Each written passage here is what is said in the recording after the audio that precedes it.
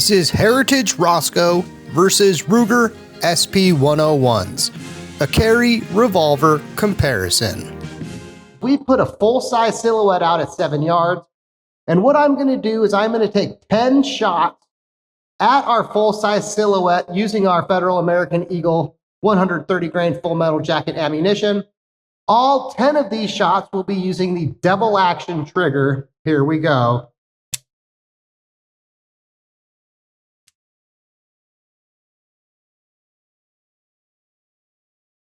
And I am going to aim at the number 9, not at the X bullseye, by the way.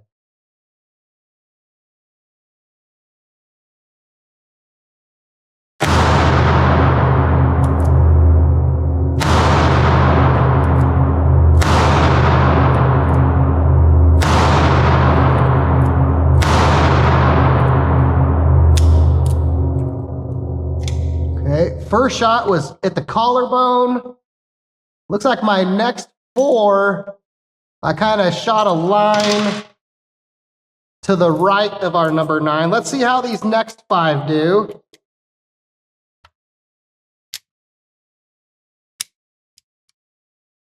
Okay, here we go. Same thing, 5 at the number 9.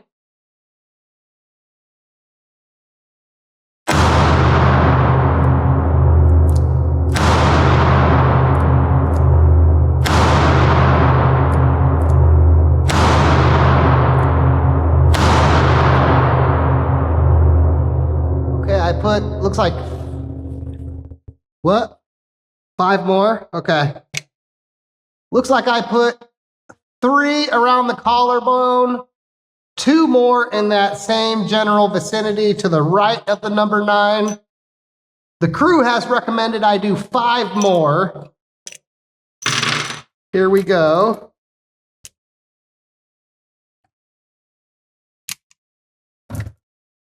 I've noticed while shooting this revolver that the trigger return spring, we'll say it feels very vibrant, shall we say. It likes to spring back into place.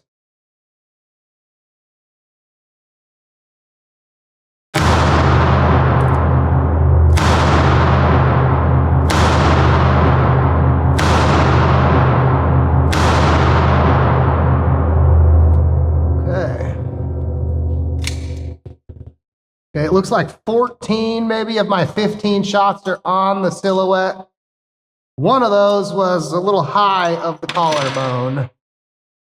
The 2-inch version of the Heritage Roscoe we're shooting today is a snub-nose revolver chambered in .38 Special Plus P. It has an overall length of 6.5 inches, height of 4.8 inches, width of 1.41 inches, and weighs in at 22 ounces unloaded. The firearm has a 5-shot capacity. For a safety, it has a transfer bar safety, along with a 2-inch alloy steel barrel. For sights, it has a fixed front blade with frame-integrated rear sight. Some additional notes on the Roscoe are, it is Taurus or Heritage's version of the small frame revolver. It has an alloy steel barrel and cylinder with a carbon steel frame. 2-inch barrel and 3-inch barrel versions are available. This firearm is based on the Taurus Model 85. It does have a frame-mounted firing pin along with that transfer bar safety. We have seen how the Heritage Roscoe put holes on paper. I would say it was a budget-friendly take on the Chief Special. As another comparison, let's now do the Ruger SP101. This one happens to have the 4.2-inch barrel. Let's see if that added barrel length and the fiber optic front sight helps tighten up my groups at all here today.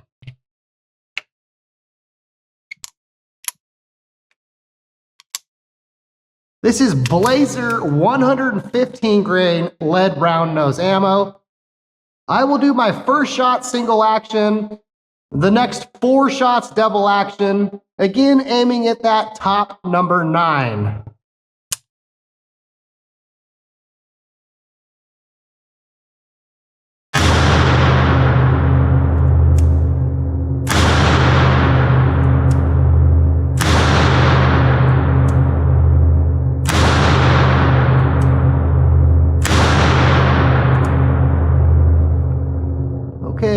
looks like at least 3 shots fairly close, maybe. And the Heritage might actually have a slightly better trigger in terms of the trigger return spring. This trigger today feels a little gritty on the trigger return. So we'll see about that. The first Ruger SP101 in today's video is a 5-shot revolver chambered in .357 Magnum. It has an overall length of 9.12 inches, height of 4.5 inches, width of 1.35 inches, and weighs in at 29.5 ounces unloaded. This version has the 4.2-inch stainless steel barrel. It also has the transfer bar safety, along with fiber optic front sight and an adjustable rear sight. The SP101 has a stainless steel frame, barrel, and cylinder. The version we have has the satin stainless finish. With it being chambered in .357 Magnum, it can also shoot .38 Special. Another note here is this revolver requires no special tools for takedown, and unlike the snub nose and 3-inch barreled version of the SP101, the 4.2-inch barrel version has a cushioned rubber grip that has a hardwood insert to kind of set it apart from the others.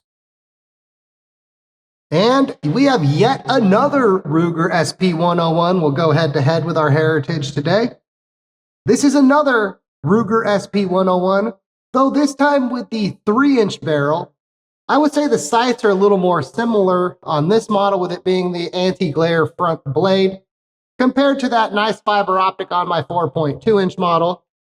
Here we go, 5 shots at our silhouette target. I will do the same as before. The first shot, single action. The next 4 shots, double action. Again, shooting at that number 9 on the target.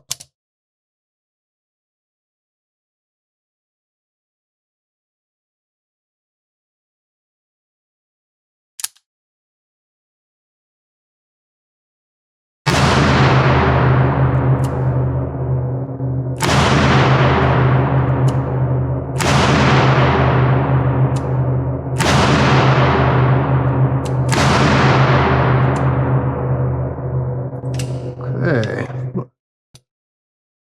I think I might have done better with the 3-inch version. The 3-inch barreled version of the SP101 we're shooting in today's video is also chambered in .357 Magnum. It has an overall length of 8 inches, height of 4.5 inches, width of 1.35 inches, and weighs in at 27 ounces unloaded.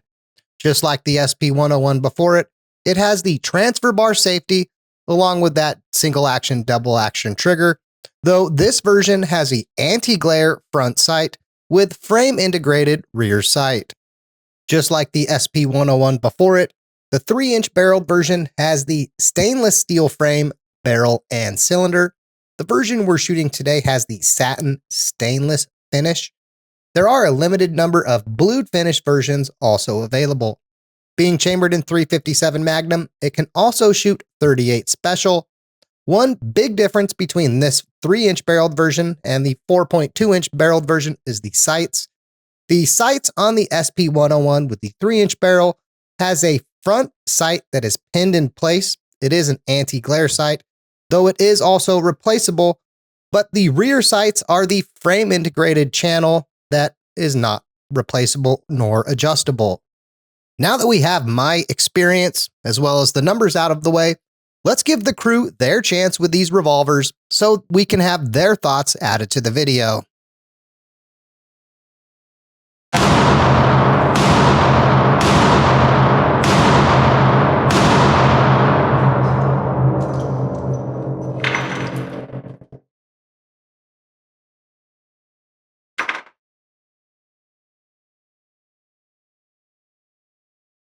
I think you might have pulled 2 of them off the target to the right.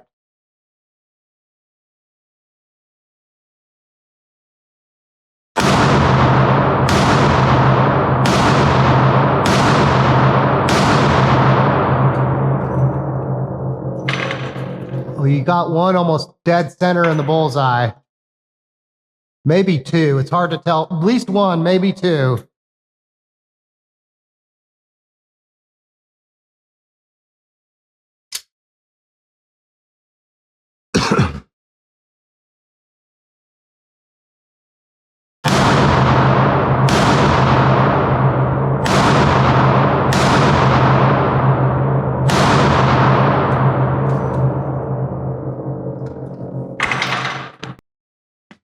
Okay, senior citizen test.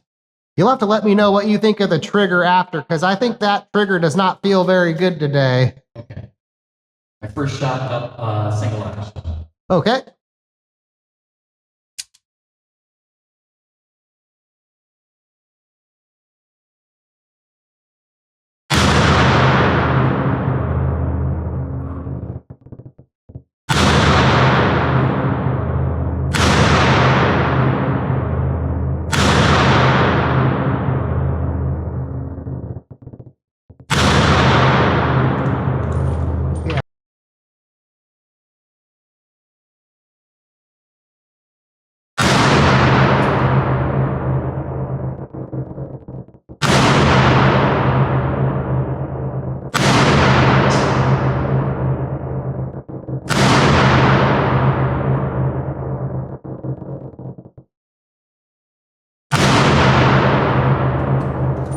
Okay, I think you have at least 2 in the 9 ring, maybe 3. One thing the Ruger has going for it as we dive into the conclusion to today's video is price. Priced in that $300 ballpark, it's much more budget friendly compared to the $700 to $800 ballpark you'll typically find those Ruger SP101s priced in. And while it is at a more budget friendly price, unlike some of the other in the Heritage line, it's not nearly as budget build as, say, the Rough Riders. Though, again, for that price difference, there are some noticeable differences. Some of that is going to come down to the trigger. The stock trigger on the Rugers, while still heavier than we would prefer, you're still going to have a little lighter single action and double action trigger compared to the Roscoe.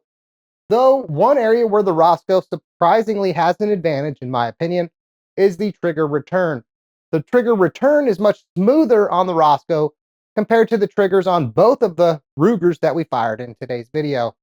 Though I would say it does not have many more advantages besides price and a better trigger return spring action. The Rugers, you're going to have a higher quality firearm, though a higher price to go along with that. Some people are going to be okay paying that higher price, though others, that $700 to $800 range is going to be well outside their budget.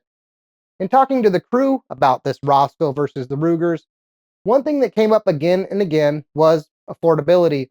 If you're someone that's going to shoot often, you're going to be at the range all the time, you're going to put a lot of ammo through your firearm, the Ruger's probably the better way to go. It's probably going to stand up a little better to thousands and thousands of rounds before it has to go in and get, say, the timing adjusted. So if you're someone where you're only going to shoot a handful of rounds occasionally, just enough to stay comfortable with your firearm to carry it as a concealed carry firearm, the Roscoe and its budget-friendly nature might be better for your pocketbook. Now, all of these firearms we fired today don't have the advantage of affordable ammo. While it is easy enough to find 38 Special or 357 Magnum in the case of our Rugers, neither of those two cartridges are very budget-friendly in today's world. Though if you're a reloader, you can reload both and save quite a bit of money. The ability to use the firearm and save money was one of the main points that the crew was a fan of with this firearm. Now, the sights on the Roscoe, I would say if you were looking at the 3-inch barreled version of our SP101, were very similar. It would have been nice if we had a snub nose SP101 to also compare. We don't, and it is what it is. So moving to that 4.2-inch barrel SP101, and there is a noticeable and notable difference between the sights. That fiber optic front sight with adjustable rear sight is a big benefit to have in that little larger firearm. It also has the advantage of that fiber optic sight that picks up light well, is much easier to see for aged eyes that are challenged by things like a flat black sight against a black background. When it comes to recoil, being the smallest, lightest firearm in today's video, along with the just traditional wood grips, along with the metal rear of the frame that hits you in the hand, the Roscoe did not have the most friendly recoil in the video today. Though I think, as I said in our last video, with just a simple change to something like a Hogue grip or a rubberized grip, you can mitigate some of that recoil that's uncomfortable. As you saw on our 2 Rugers today, one did have the stock grip changed to a Hogue grip, which in my opinion, very much helps absorb some of that uncomfortable recoil. And the 4.2-inch barreled version of the firearm already came with that nice recoil absorbing rubber grip. So both those firearms, besides being a little bigger, heavier, they also had a set of grips on them that made them a little more recoil friendly as well. And as someone who shoots often, that goes a long way in my book. What I would call small framed for both the Roscoe and the SP101s, they're going to be easy firearms to carry, though the snub nose version of our Roscoe here probably is the easiest of the three firearms we looked at today in terms of being a concealed carry firearm. The 3-inch barreled version of the SP101 is going to be easier to carry than the 4.2-inch barreled version, though I would say the 4.2-inch barreled version of the SP101 is a better firearm if you're someone that likes to do something like hiking or horseback riding or something out in the wilderness, where you might use your firearm in a self-defense against a rabid grizzly bear type situation. I made that up. It's probably more like a great white shark flying through the trees that'll get you. Don't ask. I've seen it happen before. Anyway, when it comes to the firearms today, we did see 3 excellent firearms that are at competing price points, though in many ways they're going to be competing for the same consumers. Consumers who want a simple, easy to carry revolver that just works. And all 3 of these firearms, they at least have these simple and just works things going for them, though the Roscoe is going to be a little more budget friendly, though at the same time you need to have budget expectations, while the Rugers are a little less budget friendly, and it's okay to have much higher expectations as a result. Another note here is, if you're enjoying our Roscoe video series, look forward to our next video where the Roscoe goes head-to-head against the Bodyguard 2.0 yet again, though this time we're going to put some holes in ballistics gel, not just paper, and try to assess the advantages, disadvantages, downsides, positives, however you want to look at it, of 38 Special versus 380 ACP on a target that's not just a paper target. So I hope you're looking forward to that series. And if you'd like to help us make more videos like this upcoming video, look into becoming a member. Well, anyway, that seems like the perfect spot to end today's video. If you enjoyed today's presentation, like the video, share it with your friends and family, drop a comment on there. Those things are free and they really help the channel greatly. Fred and I really appreciate you getting this far. Thanks for watching, and as always, have a good day.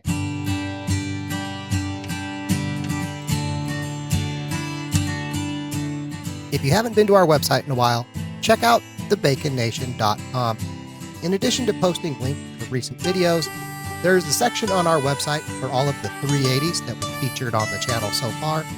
Each of these sections has a breakdown with information on the firearm. Some of them have ammo test breakdown, like say for this ADX Cheetah. There's some comparison images, so if you're interested in things like how does the ADX Cheetah compare to the Bodyguard 2.0, you can easily see that.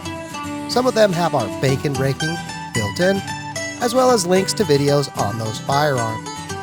There's a section for the non-380 firearms that we're featuring, like for example, say the CZ P09C Nocturne, where you get much of the information on the P09C Nocturne and graphics that we've used in previous videos. There's also a section for the ammo test that we've done so far.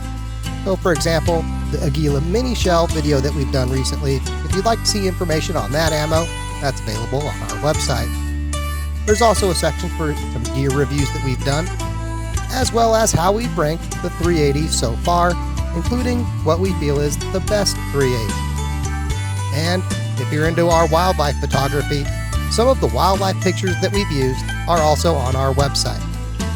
So again, if you haven't been there in a while, go to TheBaconNation.com.